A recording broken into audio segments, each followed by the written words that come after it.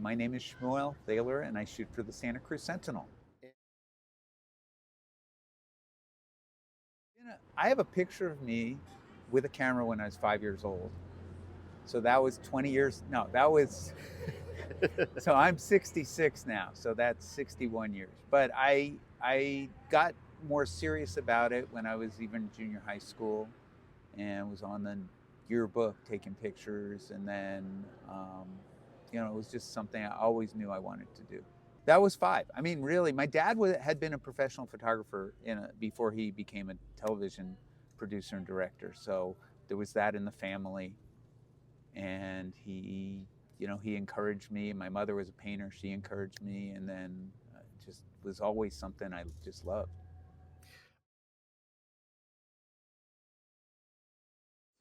So I went to New York University's film school to study photography, and had a phenomenal experience there. I really was able to develop my vision, my aesthetic, what I really cared about in images, and had 2 or 3 phenomenal professors. And then I did an internship with a well-known documentary photographer, Stephen Shames, and that taught me a lot about the business, how to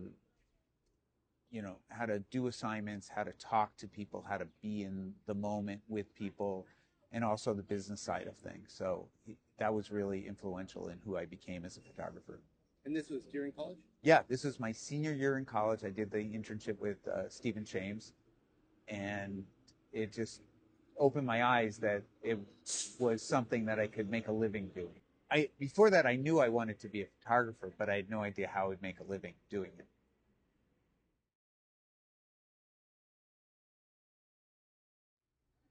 When I was going to school, I got some jobs doing, I guess, nominally photojournalism.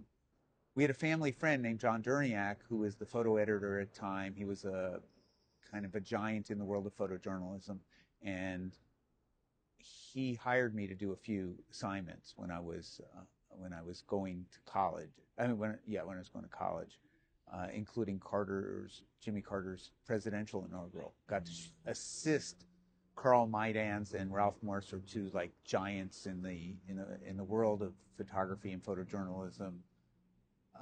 And then I shot a couple of assignments besides that. Then when I came to Santa Cruz in 1982, I showed my portfolio around to everyone I could. I was doing, work for advertising agencies. I was freelancing for the LA Times. I was freelancing for the San Jose Mercury News.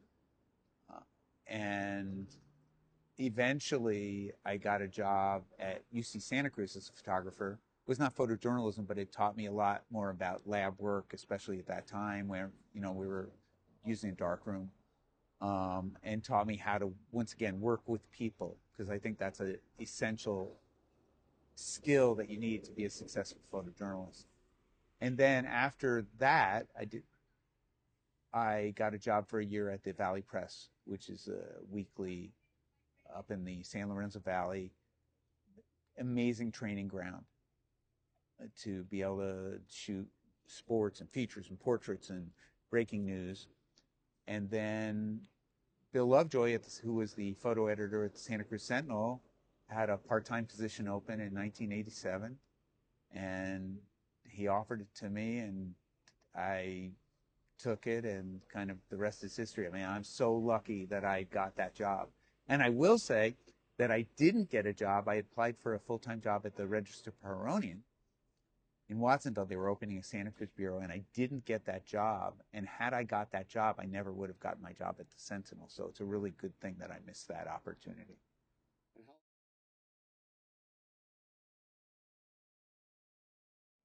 So going from when I started out to now, the big difference in my eyes is how easy it is to get your work out there, and how hard it is for us to have a common vision of what's happening in the world, and also for photojournalists to make a living being photojournalists. There's just so many fewer jobs. There's so many better tools. So it's kind of this dichotomy, where You don't need an expensive camera. You know, you can shoot with your iPhone and get great pictures. The fact that you can shoot great pictures with an iPhone or inexpensive equipment is a great democratization of photography and photojournalism. And I think that the people who control information these days, the kind of the people at the gates who have the purse strings, are not encouraging really great photojournalism and not encouraging great journalism. So I think that's a real problem. You know, where back in the day, newspapers were owned by a lot of different companies, family-owned newspapers, and they were the way people really got their news in communities. And now I really don't think that's the case anymore, sadly.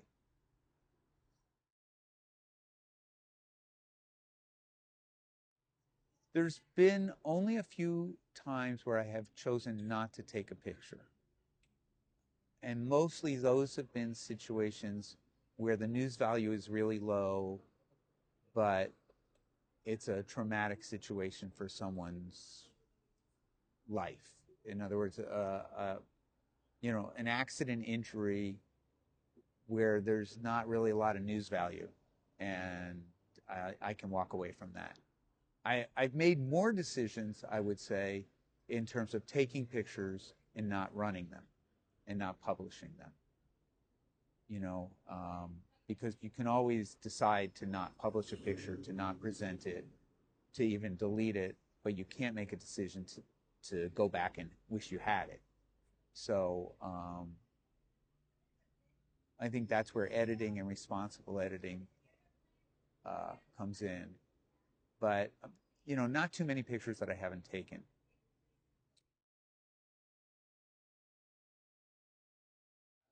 I'm not a big advice giver, but if I had to give someone advice about starting out in this career, was make sure you want to do it.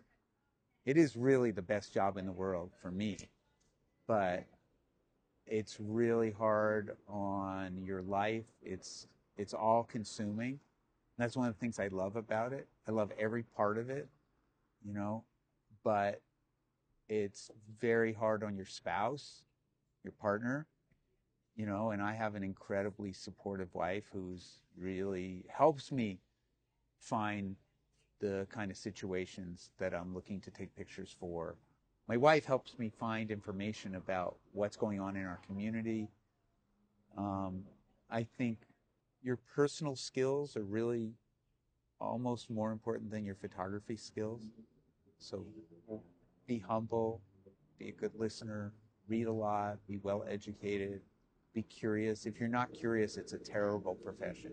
It doesn't pay well. The hours are really long. And, be sure you want to do it. But if you want to do it, there's nothing better in the world.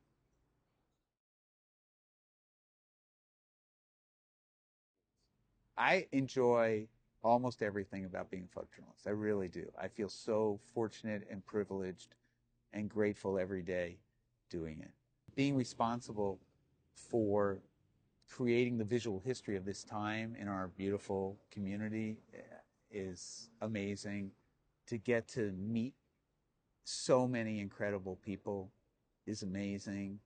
To be part of what's going on in town, to be invited by firefighters and the mayor and farm workers to come be part of their lives is amazing. There's just everything about it is perfect for me. It's not the perfect job for everybody. The idea of also when I get back to my computer and I have the picture and then I can start processing it and making it look like what I saw and then sending it off and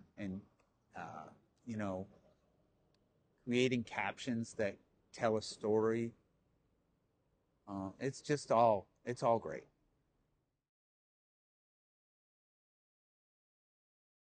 The characteristics that are most important for photojournalists are things we've talked about a little before, but curiosity is, I think, number one. Trying to be humble, compassion and empathy, and then to try and have some kind of mastery over your equipment. I'm not a tech geek by any stretch. Many photographers know far more about their equipment and how to use it.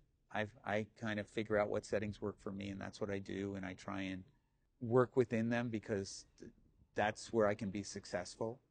I also think, one of the thing that's really important is to be thinking on a lot of different levels.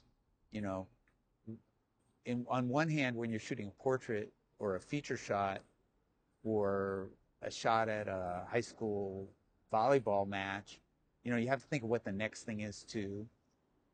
But you also have to make sure you're not in the way, so you need to have a lot of eyes. And if you're covering a fire, you really need to know what your exit route is. It's far more important than what pictures you're taking. So I think those are probably the main things.